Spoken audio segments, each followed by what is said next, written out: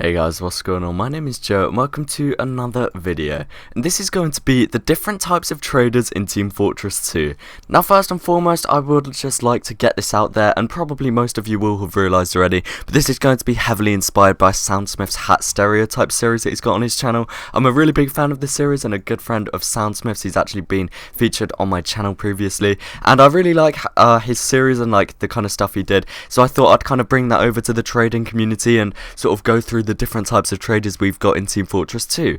There's many sort of subcategories for traders that you'll probably see especially if you trade unusuals or hats. The chances are you will have encountered at least one of these people on your sort of trading journey. So the chances are I'm probably going to make at least 2 parts to this because there's just so many different types of people that trade in Team Fortress 2, and I'm super happy and excited to release this to you guys because I really like the concept of it. Again, huge shout out to SoundSmith, his link will be in the description below, and I believe Spiky Mikey's making a kind of similar video within the next few days as well, featuring TF2 YouTubers, so I will drop a link down to Spiky's channel down below. Be sure to go and check out his video once it is released. So without further ado, let's establish our first and main type of trader in Team Fortress 2. So this first one is one that really gets me going. This is those really good traders with really nice items that they've worked hard for, but are just bad at the game.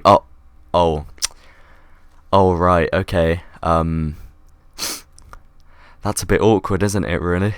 Swiftly moving on. Now this first one doesn't only apply to unusual trading, but it's where I've primarily encountered it, and it's going to be the backpack.tf Bible trader. And this is that person, you know, in trade servers when they will use backpack.tf to price every single item, regardless of if it's killstreak or pro killstreak or painted or got a rare spell on or anything like that, or if it's severely outdated, they will still go by backpack.tf price. And generally this always seems to work out in their favour. It's ridiculously hard to negotiate with these people due to the fact they are so stubborn on pricing and never really take anything into account, such as if the hat's 1 of 1 or something like that. They never really take that into account and always just use backpack.tf. These are the types of people that really make it difficult to trade unusuals for profit. In correlation to the backpack.tf one, I think this is suitable, and this happens to me so often. It's that one person that always uses backpack.tf and above for their items, but never really uses it for yours. For example, let's just say they have like a nuts and bolts hat priced at 50 keys. They will price it at 50 keys regardless of the fact there's like 5 others on the market, all of which for under 50 keys. However, if you have like a Burning Flames hat also priced at 50 keys, but there are listings for 40, he will price yours at 40 and completely disregard his own logic and keep his at 50. That happens to me so frequently, it actually makes it so hard to make profit on, and it's really just faulting his own logic by using backpack.tf's pricing for his and not for yours, and yeah, that's just really irritating. Those people should just either use backpack.tf for both or don't use backpack.tf for either. It's really not that hard. This next one is going to be, again, very specific for unusual trading, but does happen with strangers and Australians and stuff like that as well. And it's that one guy that always quick buys stuff. He's never ever paying full price and will never sell his items for anything under backpack.tf price. He will offer you at least 50% of your item's value and end up, if he does eventually buy something, end up selling it for above backpack.tf. He will never budge on his ridiculously low prices and makes it super hard to get a decent amount of pure for your item. So this next one is extremely relevant for unusual trading, and generally it makes it really difficult to track down and buy really a god tier 1 of 1 unusuals.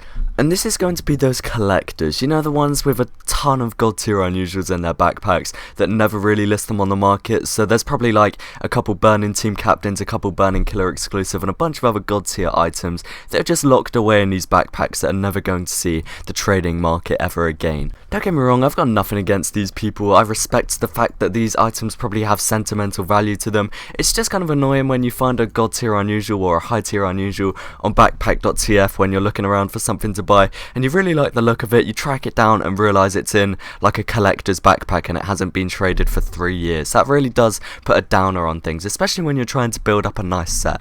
I feel like this next one is going to be relatable for just about anyone that has played a pub at some point in their life, and this is going to be that random person who will random trade you as soon as you join any sort of server.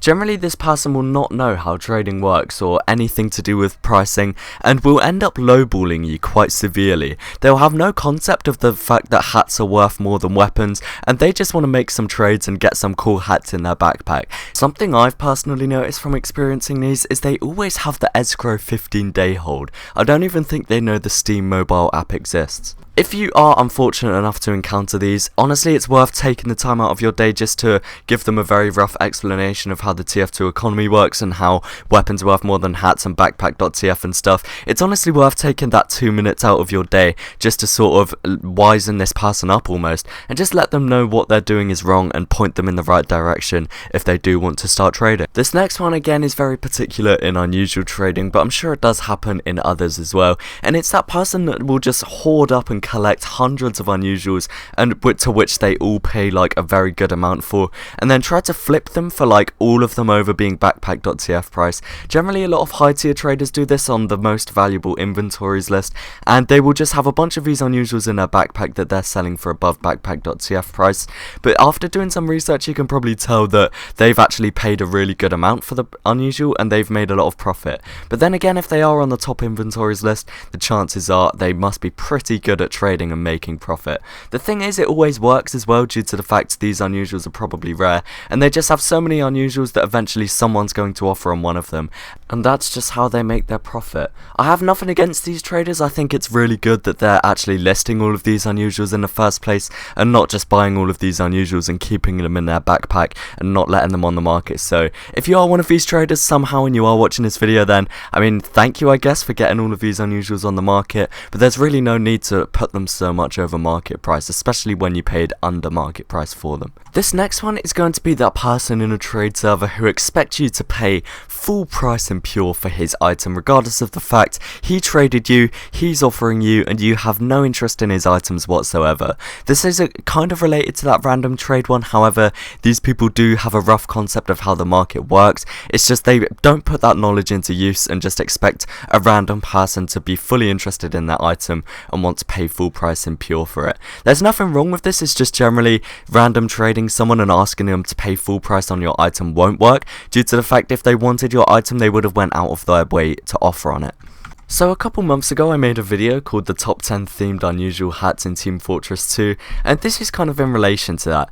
This is those traders that are just deluded and think that their unusuals themed regardless of the fact there's really no theme there at all. It's extremely forced, but for some reason they still want above market price for it.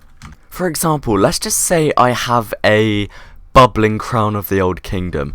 They will make some sort of ridiculous theme such as it's an Egyptian themed hat, therefore it's hot in Egypt, and if you pour water on the floor it will start bubbling because it's so hot, therefore this is a themed unusual. I'd like 1000 keys over market price, pure or item overpay please. These types of traders just make it so hard to negotiate a fair trade on because they're so set on the fact that their item is themed regardless of the fact that it's really not, and they're just looking for an excuse to get more for what their hat's actually worth. And to finish this episode off, I think this one's kind of suitable to say, and it's that very rare trader. You don't encounter these very often, whether that's trade servers, Outpost or backpack.tf. You will probably never come across one of these in your time, and this is going to be that trader that takes both prices into consideration, being backpack.tf and market, and negotiates with you for a good amount of time and ends up giving you a fair trade where neither of you profit, or maybe one of you slightly profits but you're both happy with the trade. Those people are the best people, and those are the people I look up to in the trading community. They're not selfish like many other traders in the community. They understand how the market works and they just trade for items that they want. They don't hoard a bunch of items, they don't overprice items, they don't underprice items. They just use their logic, and those are the best types of traders that I experience. But guys, that is just about it for this video. This was definitely experimental and I'm really not too sure how it will go down. Thank you to everyone in my Steam group who gave me some different types of traders to put in this video. I actually did post an announcement and got a ton of feedback from a few of you guys, so if you are watching this, a big thank you to you. If you enjoyed this video, please do remember to leave a like, and if you'd like to see a part 2 or just generally enjoyed, then please do remember to let me know down in the comment section below. below. As I mentioned in the intro, do be sure to go and check out SoundSmith's channel if you haven't already. I'm sure most of you are probably subbed, but he has a series on his channel called Stereotypes, where he just runs through a few stereotypes associated with a few hats for each class in the game. It's a really funny series, and you guys should definitely go and check it out if you enjoyed this video, because I was really heavily inspired by him. If you'd like to see more videos like this and general gaming content, then do be sure to subscribe. Thank you again so much for watching, guys, and peace.